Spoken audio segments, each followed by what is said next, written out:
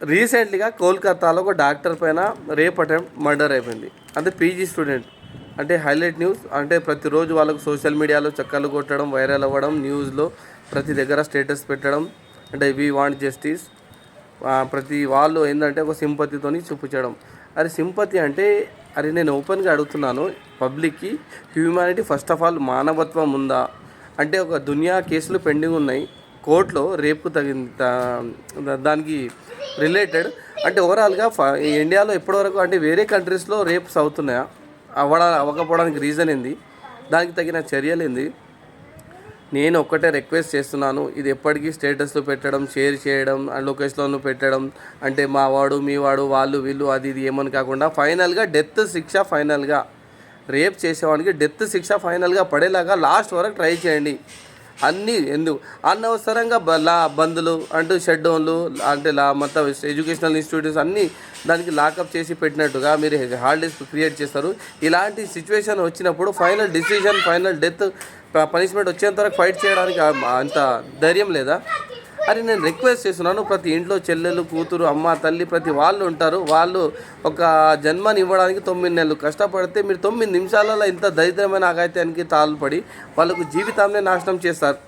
అంటే ఒక ప్రతి లీడరు గల్లీలోకి వచ్చి ఓటు అడుగుతాడు, మీరు ఒక ధీమా ఎందుకు ఇవ్వరా నాయన? ఎవడైతే ఇలాంటి పని చేసేవానికి ఉరిశిక్ష విధించేలాగా. ఎప్పుడైతే ఇండియాలో ఉరిశిక్ష పడనంత వరకు, ఫైనల్ పనిష్మెంట్ అవ్వనంత వరకు ఇలాంటి పరిస్థితుల్లో చూడాల్సి ఉంటుంది. అంటే నేను ఒక ఐఎమ్ ఇండియన్, ఐఎమ్ హ్యూమానిటీ రిలేటెడ్గా మాట్లాడుతున్నాను.